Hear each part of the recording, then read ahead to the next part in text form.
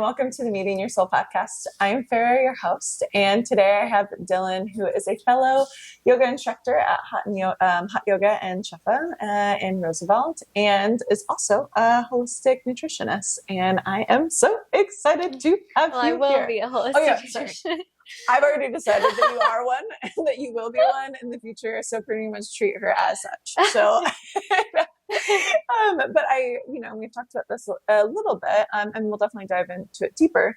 But I think your own personal journey and the discovery of what's worked for you has given you, I think, an immense amount of experience within a way to be able to serve others from this really mind, body, and spirit connection, which I think is ultimately what helps people heal on that kind of somatic level and has a lasting effect instead of something that's just temporary, because it's a lifestyle change. Yeah. And that connection is something that you'll never forget and that you can only then expand upon. So anyways, that's my justification for calling you that already. I mean, I'm manifesting it. I'm working on it. Yeah. I have my health coaching license. And then I've just finished all my prerequisites for grad school, but I'm going to put it on a pause because I want to make sure the next time I invest in my education, it's the right program, right ethos behind it and everything like that. So I'm kind of just gathering the experience through health coaching and through teaching yoga and holding space in that way to kind of figure out the right path. Yeah. It's a big step. I'm excited. Yeah, it is. It's a super big step, but also a really exciting one. And I feel called for higher education. I'm just taking it a little bit slower. We're easing in the time. Yes, we're easing in. We and rush. Divine timing, I think, always has a way of working itself out. And one thing that I admire about you, and through the course of the 3 times we've recorded this podcast, I really respect your attention to detail, but I think also your ability to listen to yourself when you know something's right and when it's not. And I think that is something that is very much a stumbling block for a lot of people throughout their lives, is to be able to really tune in within themselves and to let that be their compass and their guide, instead of letting outside distractions kind of pull them from their deeper mission. So, and because you are moving to Hawaii soon. Yes, 1 month. Exactly. It's the 15th. Oh yeah, 1 month away. Exactly today. Weird. Yeah. Sorry. And what's bringing you to Hawaii? Hawaii. I'm trying to say that like I would. Wow. I'm not. To be clear.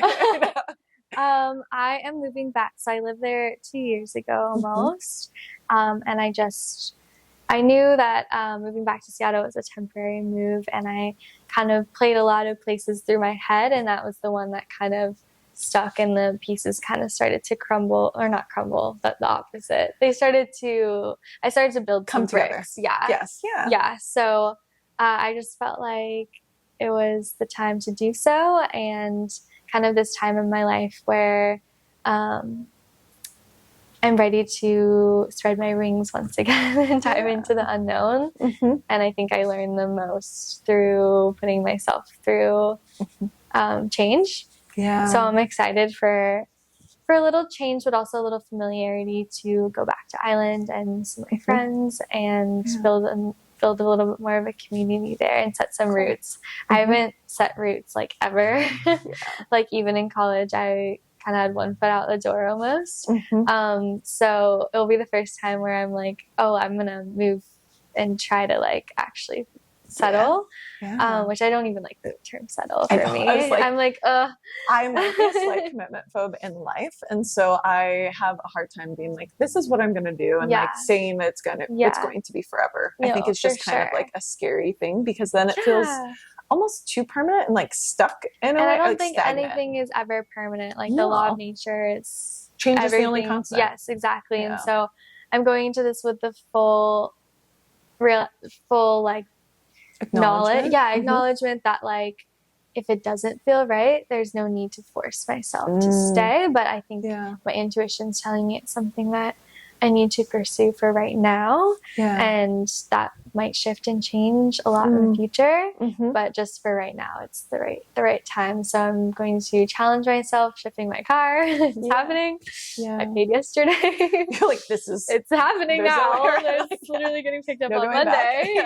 So, but I'm really excited for this next chapter of a lot of independence. It's a new theme in my life. And the word of the last couple of months for me has been trust. So I'm fully just trusting that everything will be okay no matter what, and just go into it with open heart, open mind, see what happens. That's all you can really do in life. Yeah. And like listening to your intuition to be that guide, to be like, okay, this feels right, this is where I want to be, and everything kind of falls into place. I think that's like the beauty of trusting yourself, is recognizing that like you get those affirmations time and time again, that you're on the right path. The right opportunities, the right people, the right lessons will be learned. So that's kind of my mission for going into that. And I'm lucky that I have a really good friend moving with me. And so that will be really sweet. And we're kind of like, we definitely have like a soul tie. So I'm really excited for her too. She's actually moving. She's never been before. So she's fully trusting. She's never, well, but like also Hawaii, like, yes, I was like, it is actually. She's moving from a different island, so I think that she'll. But it's just like that stress. Like moving to like never been. Like, never been. Let's see how it goes. But well, I'm excited. So where does she live now? Key West. Key West. Oh, okay, Florida. Yeah. I was like, which still, but it'll be a major shift because like it's a cultural. When I first went to Hawaii, I'm like very naive of me, but like there's a whole different vibe and like culture within Hawaii. Like it is the Hawaiian, like it is very complex, very complex. And then like the dichotomy of like being like a like mainlander and then going to an island is also just something to keep in mind. I have like, and just like also being lighter complexion and like all of that, being there, like everyone thought I was Hawaiian. So like I always very much felt at home there. They would always be like, "Kama Aina," and like everyone thinks I'm like, I would say yes. The moment I speak, you'll know that I'm not. So I won't go down that road. But I think there's like, I think island life is just something that very much calls to you and feels very like intuitively, you feel intuitively drawn to it. I like being barefoot and like in a bathing suit. That's kind of my natural habitat. We talked about our like slight bathing suit obsession. Yes. I do not spend money on a lot of things, but bikinis is one of those things but they're like, so that's like my uniform wear. So like in my head, I'm like, it's girl math and like it's mathing and works, but like, and they last forever. So it's not like you just wear it like once or twice. Like it's something that you can constantly like, I think it's kind of like, undergarments as well. I don't know. I justify it far more than I should do. But. No, I'm excited to like, I think the ocean for me has always been somewhere like, it's like my meditation in a lot of ways with like connecting with, I don't know, it's like a very feminine energy. It kind of like checks me. It also like washes away a lot. And I feel like it's a practice for me. Like even here, like the shower, like for me is turned into a huge spiritual practice. So I'm excited to be back in the warm ocean. I mean, she's fierce, like especially in Oahu, because there's no other land masses around that specific island. So the swell, that's why it gets so large there. Oh, and that's why North Shore, they have some of the tallest waves in the world. Yeah, right? Yeah. That's why it's because it's like there's nothing blocking the way of that swell. So those waves I've never like seen. 50 feet. Like they're so big. I've seen the Pipe Masters twice now. Oh, have you? Every time I'm like, I saw Kelly Slater win last year. It was pretty cool. Yeah, that's a big deal. Would you like, do you surf? Like baby. I don't like calling myself a surfer, but I'm like you can get up on board. I call myself a pro floater. Okay. Like I like love just being out there, and I'm like relearning my relationship with surfing for sure. I almost drowned when I was 18. So for me, like learning how to surf has been a long, tedious thing, but it's also like I love the ocean and I really respect her. So it's been a cool way to heal that for sure. And also like owning surfing as my own. I'm really excited to go to Hawaii and kind of do that. I think it's have your own experience around it. And I like to take it not too seriously. Like I think it's a great challenge of like working through fear and anxiety because it's kind of scary. I was just thinking, I was like, actually, when I was in Bali, I almost took surf lessons like on a whim one day, but I didn't end up doing, well, it's like, I missed my flight. I ended up in Uluwatu and I was like, that's where I lived. I know, I think we talked about it. And it's like one of the most beautiful places in the world. Yeah. And like, was it Padang? That was like the beach. I literally spent all day, like, it was just such a random call intuition. Like, I just so happened to end up there, and then so happened to find this beach, and then I laid there for like hours, and then I had to fly out that evening. And so then while I was there, they're like, "Do you want to take surf lessons? This is probably like the best place to take it because I like made friends like with the people." small Yeah. ones, And then, but I was honestly terrified. I was like, I was like, I think I'm just gonna chill. I've been like doing a lot for the last like few weeks. I'd been there for a month, and so like, and I was doing the yoga teacher training, so it was like I was constantly on the move for the weeks prior to that. So I was like, I'm just gonna like set before I travel all day. But in the back of my mind, I was like, I really want to learn how to surf, and I have a certain affinity for the ocean as well, and like the feminine energy, but the fierceness of femininity. It is that balance. Like I think sometimes people, and I was just talking to someone else about this actually in the last pod, about like feminine energy can be seen as like, because it's softer, because it's more fluid, it can be misconstrued as something that's like weaker. But it's like, no, fuck around, find out. There's a lot of strength to it. I feel like absolutely. And I think the ocean can teach us a lot about that, and like water in general. Like it can be soft, it can be healing, it can be nurturing and nourishing. But it can also be very unpredictable. But it also like has a lot to do with the moon, and like there's a lot of like ties with our bodies about how it works, and like the whole cycle of the 28-day lunar cycle. And so I just always felt like super drawn to the power of the ocean. But that carries, you have to be careful.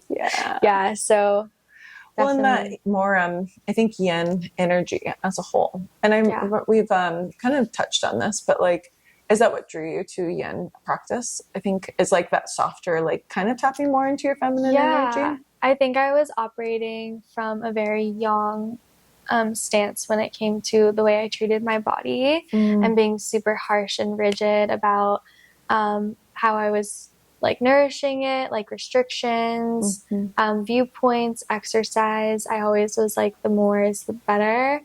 And so I love that fiery energy, but now I'm also like, I'm not a fiery person necessarily. So I think it created a bit of an imbalance in me. And so when I found yin, it found me, I think that it really called to me to kind of it poured some water on a bit of that fire for me, and like really taught me like the power of breath, the power of stillness, tapping in, slowing down, not shoving things away. Like I think that became my practice. I know it became my practice when I was going through a lot of changes, a lot of realizations, a lot of shifts my last year in Bali, and a lot of healing from my ED, because I fully relapsed when I was there, and I thought I'd healed it because I was going through talk therapy. I got off birth control. I was doing all these like small things, and I thought I was in a place, and then no, like the island completely showed me how much shadow is left. And Bali has a way of doing that every time. I've been there 4 times now, and I've always loved it, but the first 2 weeks I go every single time, rock bottom every time. It is literally like just such a mirror. In this very serendipitous, like almost out of control, like, is this actually fucking real kind of like thing. I couldn't even like comfort, because I had gone from such a happy place, not even, I think it was just, I felt like comfortable. And then it completely showed me what I needed to work on, and so I relapsed very heavily. And within yin, I found a way to breathe through a lot of that would come up. So I would take class or do it by myself every morning, and I would have things come up that I knew was stored in my body, because I think I'm a bit like more of I think a lot with my mind, and like I've realized how much is stored in my body rather than my mind, and that's why I think talk therapy was a little more challenging for me. And so when things would come up, I would literally just sit there and like breathe through it, and then I would feel it like start to dissolve. And that's it was like the coolest. It literally like makes me want to cry, because it was like the first time where I was like, oh, I don't need to hide from this. I don't need to shove it further down. Like the only way out is through. And so it became this practice, and I think that's also why I did my 10-day Vipassana last month too. It's like another practice where you're like you're not avoiding, you're not sugarcoating, you're learning how to breathe through it essentially. And so for me, going into studying holistic nutrition and also maybe counseling, finding that approach to help people where they can kind of tap into their body more. Because I think when you're operating from a place of, a lot of times, at least for me, like with the ED, is like you're very removed from your body. You have a very complicated relationship with your outer form. It doesn't feel safe. It doesn't feel like yours, and like you're constantly like criticizing it. And so for me, yin was a way to like really like be more embodied in myself and like really like be comfortable in my skin. Yeah, more of an acceptance. Yeah, because exercise is amazing, and like for me, that's also a meditative practice for sure. Like I love my hardcore stuff for sure. It's like great, but that's also like that's more for like the mental side for me, because it helps me like, it's a great way to process things for me. But I need to like, that's a very much a way for me to burn off mental energy because I can be like almost hyperstimulated and like hyperactive. And so for me, it's like a healthy way for me to distribute that, or like to let that dissipate. But then I think the slowing down is, and like meditation for me is very much that part though, because I have to just be in it even when I feel like anxious or overwhelmed. And it's like taking a deep breath and like slowing it down and not hiding from it, the emotions or thoughts or whatever's coming up, because it's really easy to just busy yourself to the point to where you're not paying attention anymore. So easy. Our lives in modern, we all operate from such a surface level. You know, it's like that's just how we're kind of like conditioned to be surface. It's as a way of survival. It's a survival, and it's positively reinforced within our society and interactions on a regular basis. And so I view it as like, honestly, like such a privilege that like I got the time and was in the situation and met the right people to help me really learn how to like dive more deeply within, because that's never a place I felt comfortable. Like even from when I was younger, I was like never felt safe doing that. So it's been like a huge, like, I mean, I guess it started like 1.5 years ago now. And then I started seeing a Chinese medicine doctor in Bali quite regularly. And it was a good friend of mine that she suggested I go to him. And he also was like, you have a lot of feminine energy. Like you need to do yin. So he like reinforced that. And so I was like, this is my prescription. So I started going a lot, and that it really helped me slow down and also like appreciate like my surroundings a lot more. Appreciate like all the gifts, and like also appreciate like the guidance I was being given. And so for you to tap into your intuition and just like to get the there's so much strength that I think comes along with it, trusting yourself and trusting the gifts that you're given. And but it sounds like, well, and I didn't realize how recent this was. So this is like kind of just been forming within the last few years. I mean, I've been on this journey for a while of health and wellness. I like started doing my practice probably when I was like 17, 18. Oh, wow. Okay. And I did yoga a lot when I was living in India. And I always been like more drawn towards like nutrition and stuff like that. Even within my ED, I was like a raw vegan, and there was like I was learning a lot. I did food sciences as one of my minors. And so like it's always been something I've gravitated towards. And I think that's because it's part of my dharma, and like I was supposed to go through all that honestly with my body, and like I view it as like such a gift now. And that's a very blessed place to be in now. On the other side, like when you're in it, you do not you don't need to sugarcoat it like that. But now on the other side, I can see that it was like definitely part of my purpose to live through a lot of that, because it's given me so much empathy towards others. It's like helped me realize what kind of experience and gifts I can use from my own life in order to like help others feel not alone in it. I think it's a very lonely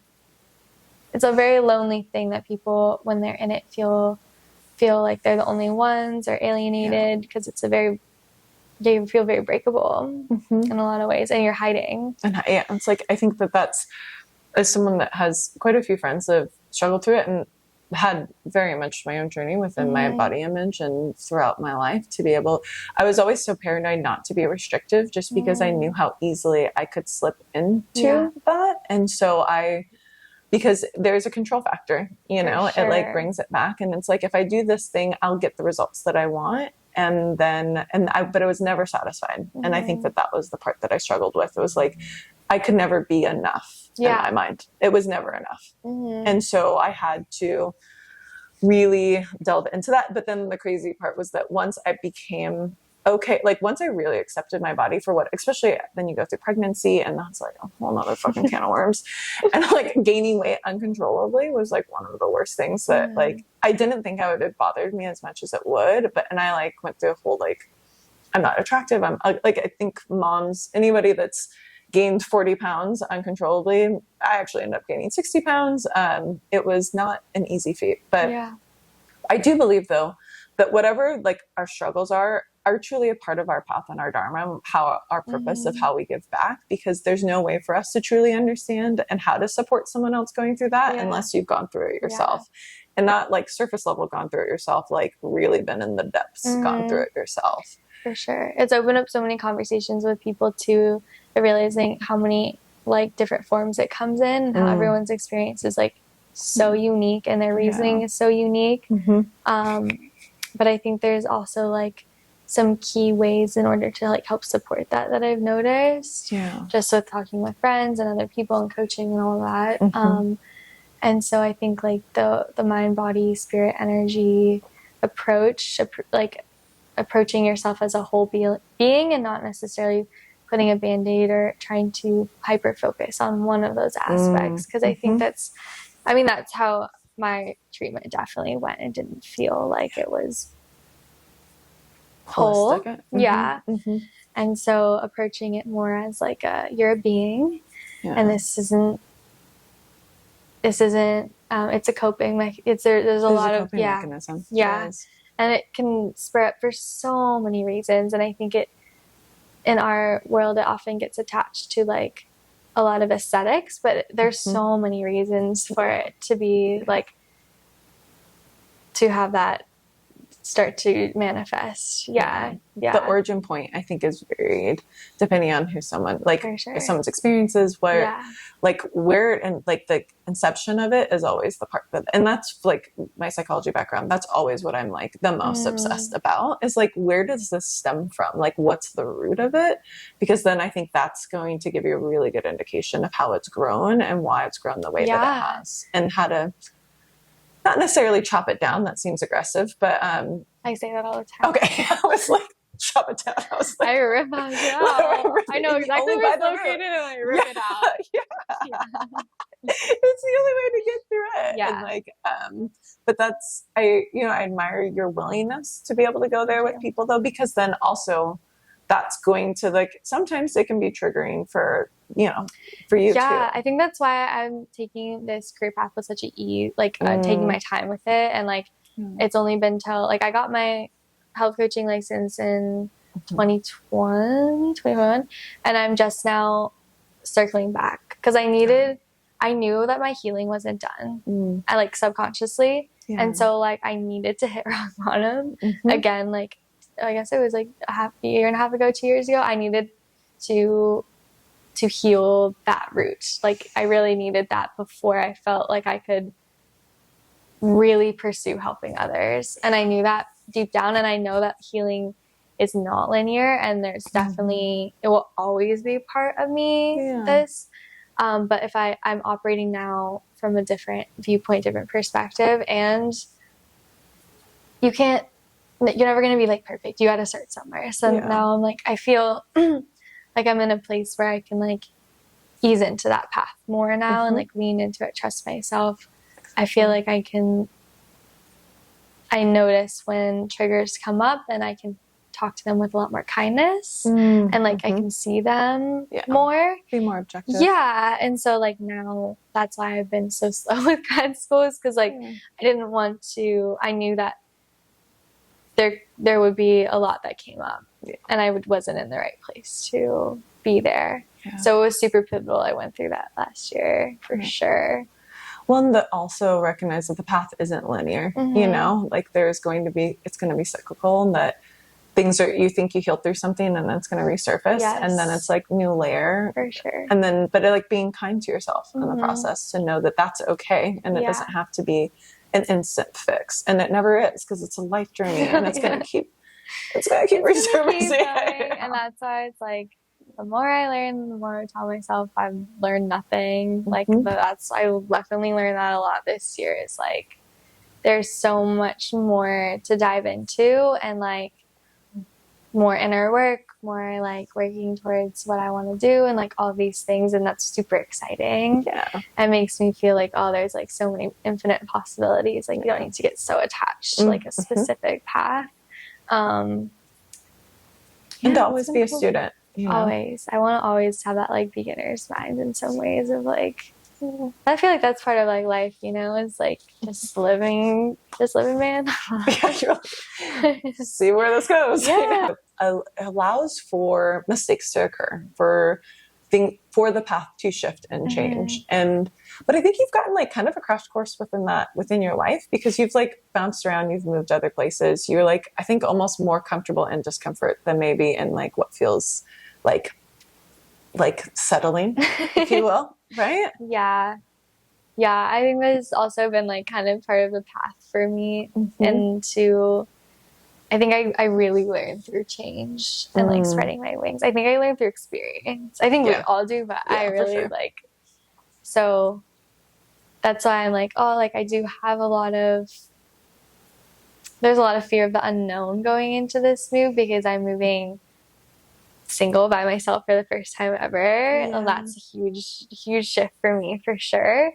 And I'm really excited about that, honestly. The possibilities that come along with well, it's just like I can kind of flow in the direction that I need to, and like really listen to my intuition a little bit, and to ultimately do what's best for you. Right? Yeah, that's why I'm like, this is the time to do that. Like I don't have any major responsibilities right now, and so I feel that's why it feels aligned. And also I know it's going to shift in a million different ways and unexpected ways, and trying to go in with no expectation. Yeah, which is hard. Oh my gosh, it's so hard.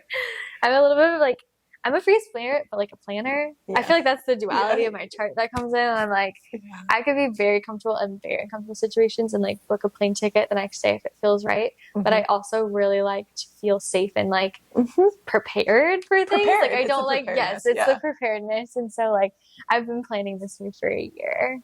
And so, I didn't know where it was going to be, but I've been mentally preparing myself. So now I'm like, okay, you got to jump off eventually. And take that leap of faith.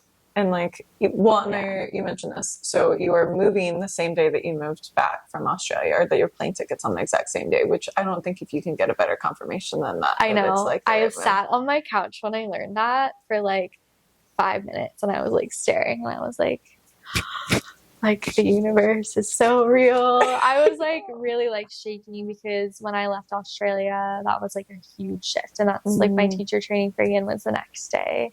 And I went back to Bali by myself. So another big like independence. I know. Right? I was like, what's going on? So yeah, I feel like, the word, I told you this before, but like my word for the rest of the year is just trust, and like fully trusting in allowing life to take its course where it needs to be. I feel like the most you can do is just like be a good person, be kind, walk in the path of love, treat others kindly, especially moving to an island where there's like a lot of, cultural like complications and such. I feel like when I moved there last time, one of the biggest lessons I learned was like, walk in the path of love, treat everyone with like as much respect and understanding and compassion as you can, and you'll be welcomed in. It's just, you have to be really authentic with it, and like understand it's not, you're living there, but it's not your home. It's not your home. So like, and the same with living in Bali, because there's a lot of that as well. It's like, I love this land, I feel connected, I appreciate its beauty and its power, and like, I do think The that those magic two of it. places are portals for sure. They really are. I think that they are connected to certain like energetic portals They though. feel similar energetically for me. I think I'm almost positive Bali is the seventh chakra portal. Like Oh, if you look at really? like an energetic map, one of I don't know if you've ever met Sylvia, but she used to be a yoga teacher at Top for years. Anyway, she does her yoga teacher training. She lives in Bali for like half the year, and she like had mapped it out and like sent it to me. And she was Wow. like, "But Bali is like that though," and I Yeah. think Hawaii has a similar Oahu energy. is the throat chakra. Oh, really? Yeah, so each Hawaiian island has its own God, it would chakra. be. Yeah. It's always been my struggle for chakras, and so, but Same. I love that. I'm really learning how to vocalize this year. It's been good. How's that been going? Great. I mean, I think Great. I think no, we're doing I like things really it's well. been like a huge like even just starting like teaching in the studio for me, it was like there's a lot of fear around like my voice because I'm just a little more soft spoken. Yeah. So like just getting over that and like vocalizing my needs with certain people and like boundaries and all of that was like I was really unlocking this a lot more this year. And I think going back to Oahu really It's going to shake it up even more. I know. Yeah. Well, and we were talking about kind of travel and how that kind of initiated a large part of you for you to be able to vocalize your needs and wants, even like when you're 18, when you're living in India. I was like, I don't know even what word I said, but in India, but like there is this opportunity. It seems like there's going to be another opportunity for you at this point to be able to trust yourself, to be able to vocalize and to share and express the way that you're meant to. The informer, the manifestor needs I'm learning how to like tap into that because the biggest like hurdle of a manifestor is to embrace your bigness. And I think especially with the EDs, you're always trying to shrink yourself to be smaller, like just not take up attention. You're physically literally shrinking yourself. We used to wear like that, like hide, you know, just so like I mean I'm right now, but I don't usually. It's just comfy. But like I feel like a lot of that was I was always trying to shrink myself, like talking really quiet, being shy, being a bit of like people pleasing, honestly. Definitely like letting people rely heavily on me. And this year has been a lot more about like embracing my bigness, embracing and like taking up this space a little bit more. That's just never something I've never been comfortable with that ever. So being the center of attention, but you are Leo moon. So like truly the core of you is like like you're the main event. You're the magnetism. Oh gosh, that makes me uncomfortable. Just like I got flushed thinking about it. Just embracing like my voice and learning how to be comfortable with speaking my truth a little bit more and like really learning what that truth is, not the expected version.